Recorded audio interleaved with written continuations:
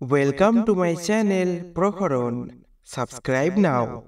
জীবনে সুখ, সম্পদ ও ঐশ্বর্য অর্জনের জন্য কঠোর পরিশ্রমের পাশাপাশি সৌভাগ্যেরও প্রয়োজন।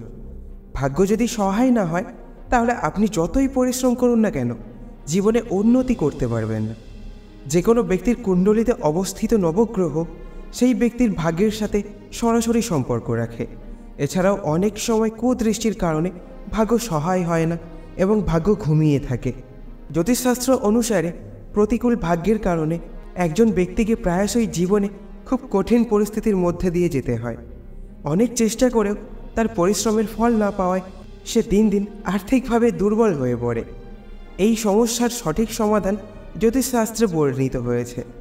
আপনিও যদি একই পর্যায়ে যাচ্ছেন এবং আপনি মনে করেন যে এই সময়টি আপনার জন্য খুব খারাপ যাচ্ছে, তাহলে জেনে নিন জ্যোতিষশাস্ত্রে বর্ণিত দুর্ভাগ্য এবং খারাপ সময় দূর করার দারুণ উপায়গুলো। তো ভিডিওটা অবশ্যই সম্পূর্ণ মনোযোগ দিয়ে দেখতে থাকুন। তো পয়েন্ট নাম্বার 1, কালো সরিষা দিয়ে অনেক ধরনের বাধা দূর করা যায়। এটি আপনার দুর্ভাগ্যকে সৌভাগ্যেও পরিণত করতে পারে। এজন্য একটি কলসিতে জল ভরে তাতে কালো সরিষা দিন। এবার এই জল দিয়ে স্নান করুন, এতে করে দুর্ভাগ্য দূর হতে থাকে। পরের পয়েন্ট, কালো সরিষা কুদৃষ্টি দূর করতেও খুবই উপকারী। আপনার পরিবারের উপর যদি কারো কুনজর পড়ে তাহলে 7টি আস্ত লাল লঙ্কা ও কিছুটা লবণের সঙ্গে কিছু কালো সরিষা মিশিয়ে নিন। এখন এই জিনিসগুলি 7 বার ঘোরান পরিবারের সদস্যদের মাথার উপর। এবার সেগুলো জ্বলন্ত আগুনে দিন। আগুনের জন্য দেশি আমের কাঠ ব্যবহার করুন। মনে রাখবেন, আপনাকে এই সমস্ত কাজ আপনার বাম হাত দিয়েই করতে হবে।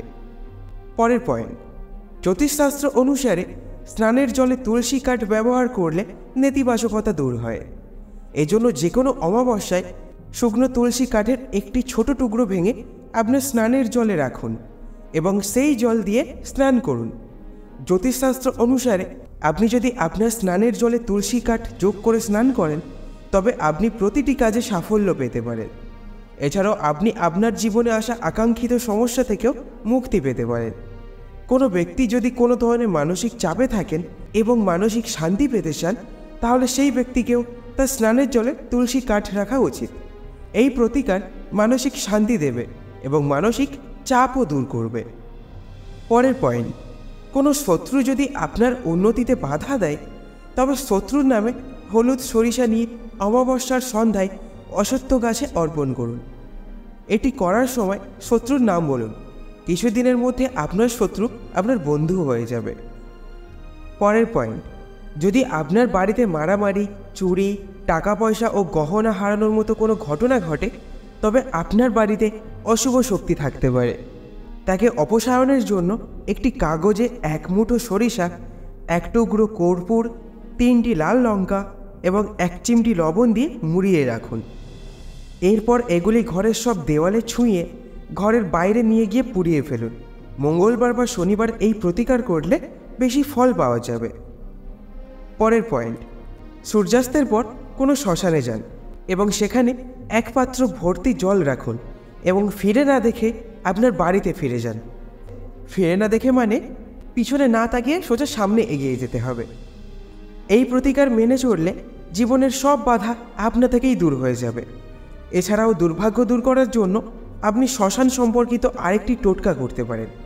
এর জন্য আপনি যে কোনো সময় শ্মশানে গিয়ে 1 টুকরো রৌপ্য মাটিতে পুঁতে দেবেন এবং ফিরে না তাকিয়ে আপনার বাড়িতে ফিরে যাবেন। পরের পয়েন্ট, ঘরে নেতিবাচক শক্তির কারণেও সমস্যা দেখা দিতে শুরু করে।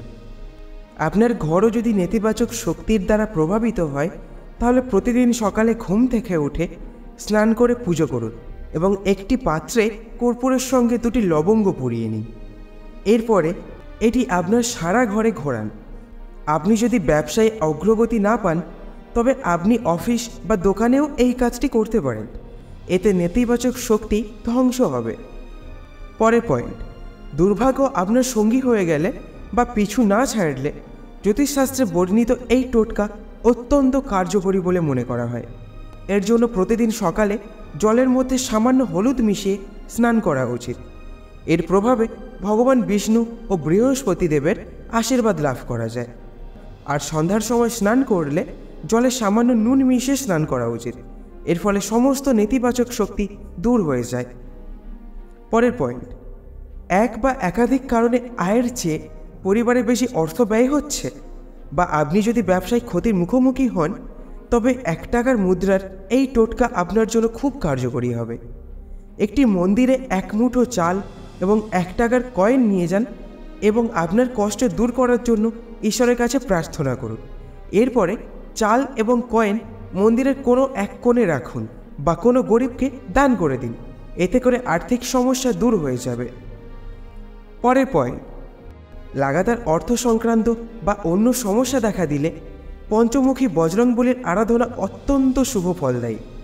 প্রতি মঙ্গলবার কোনো মন্দিরে গিয়ে বা বাড়িতে পঞ্চমুখী হনুমানজির ছবির সামনে প্রদীপ প্রজ্বলিত করে হনুমান চালিসা পাঠ করা উচিত। বজরংবলীর আশীর্বাদে অর্থ, কাজ, শত্রু ইত্যাদি সমস্যা থেকে মুক্তি লাভ করা যায়। পরের পয়েন্ট, কর্মক্ষেত্রে সমস্যার সম্মুখীন হলে অথবা মান সম্মান হানি হলে প্রতিদিন স্নানের পর তামার লোটায় জল ভরে তাতে সিঁদুর ও লাল ফুল দিয়ে উদিত সূর্যকে অর্ঘ্য দেওয়া উচিত। মনে করা হয় এর ফলে মান সম্মান বা যশ কীর্তি লাভ হয়। এতে কর্মক্ষেত্রে উচ্চ আধিকারিকদের সহযোগিতা লাভ করবেন।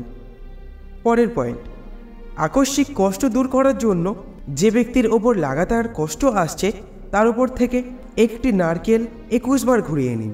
তারপর কোনো দেবস্থানে গিয়ে আগুনে পুড়িয়ে দিন। এমন করলে সদস্যদের উপর আসা সংকট দূর হয়। মঙ্গলবার বা শনিবার এই উপায় করা উচিত। নিয়মিত 5টি শনিবার এমন করলে আকস্মিক কষ্ট থেকে মুক্তি পাবেন। যারা সবসময় অসুস্থ থাকেন তাদের জন্য এই উপায় খুবই কার্যকরী। পরের পয়েন্ট, শনিদোষ থেকে মুক্তি লাভের জন্য কাঁসার বাটিতে তেল ও কয়েন দিয়ে তাতে নিজের প্রতিবিম্ব দেখুন। এই বাটি কাউকে দান করে দিন বা শনি মন্দিরে শনিবারের দিনে বাড়িতে তেল রেখে ফিরে আসুন। অন্তত 5টি শনিবার এই উপায় করলে শনির পীড়া শান্ত হয়ে যায়।